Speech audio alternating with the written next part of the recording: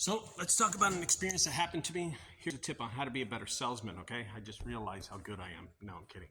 But let me tell you what I did. Earlier this week, I went to a warehouse.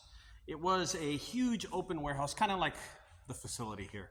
And while I'm in there walking, I noticed a lot of construction material, a lot of office and desks, a lot of CPUs. There was a lot of computers all over the place. And I sit there and I tell the owner, I said, "Sir, what would you like?" He points out all the, this, and I'm kind of thinking of a number in my head while he's pointing it out. And then he said, "Okay, that's it." And I said, "All right." He goes, "Well, can you give me a written estimate?" I said, "Well, why do you need a written estimate? I'll give you one right now." He was like, "Oh, okay, you already know." So I told him the price. It was a $4,500 job, $4,500. And he says, "Oh, well, I'll get back to you." I've heard that one before, guys. I'll get back to you. See, someone that's going to hire you is going to hire you right on the spot. They don't have to get back to you. They'll hire you. And how do I know this? Well, I've been doing it all this week with my warehouse, the plumber, the sheetrock guy, and the electrician. I told every one of them, "Hey, I'll give you the job right now, come this week." I immediately knew I needed them for the job because the price was right. And apparently my price was too high. So as I told him the price of $4,500, I was just kind of going, "Okay." He goes, "Well, I'll get back to you." And I said, "Well, hey, you know what? Where are you at?"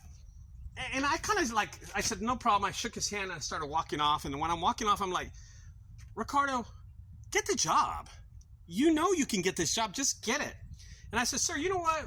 Tell me what you're looking at." I turned back around really quick. And he was walking away. He goes, "I was trying to spend about $3,000. And I said, "Okay, so you're trying to spend $3,000. And at that point, I knew where he was at. And now I had a negotiation point. And that's what I want to tell you. I could have walked away, got in my car, and that was it. The sale was over. I lost. I lost this job. He's going to call another junk removal, and my competitors who's in my area are going to get the job. I know I'm not going to get it. But instead of being lazy and instead of being a bad salesman and just taking no, because "I'm going to get back to you" means, "Dude, I'm calling your competitor." He might as well have just turned around to me and said, "Oh, $4,500? Yeah, I'm going to call your competitor, get a cheaper rate." And he was. Trust me, he was going to get a cheaper rate. But when he told me $3,000, I kind of knew where he was at. And at that point, I said, "You know what? I can't do the job for $3,000. I told him. I said, "Sir, I can't do the job for $3,000. How about this? How about I do it for $3,800 and we meet halfway? See, I want you to pay $4,500 and you want me to pay $3,000. So 38 sounds good." And he goes, "All right, let's get it done." Yeah, see, that's what a good salesman does. The salesman doesn't quit. A salesman will find the angle. Now, you know what's weird about this? I didn't know I was going to find the angle. I just knew inside that I could do this job. And Ricardo, don't give up on the job. Knock it out. Take it out. You can do this. Get this job. I don't know if it's sometimes my laziness or sometimes I'm not thinking straight. Maybe I've been painting a lot of stuff. I have no idea. But at this point, I was just not... it's not that I wasn't thinking straight. I just wasn't giving more effort. I wasn't giving the effort that I've been used to for the last 17 years doing junk removal. I wasn't being consistent. You know what I was being? Complacent.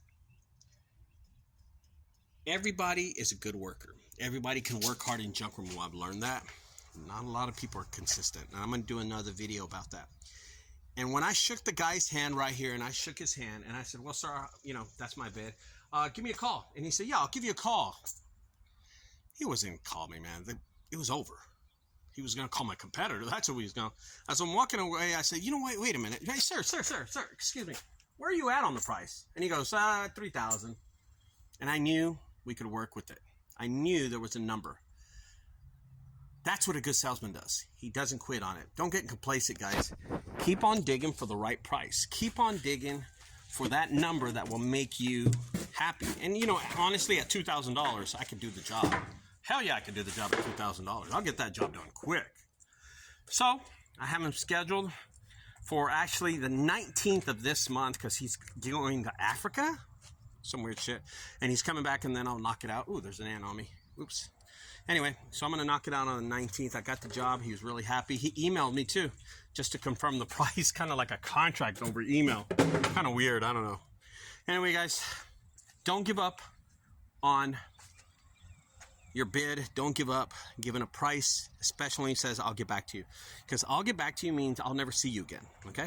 Don't forget that, guys. I hope this tip really helps y'all out. I'm going to do another video about 3 ways to be a better salesman, or 5 ways to be a salesman. I think that would help us all out. I'll talk to y'all later, guys. I'm out. Bye-bye.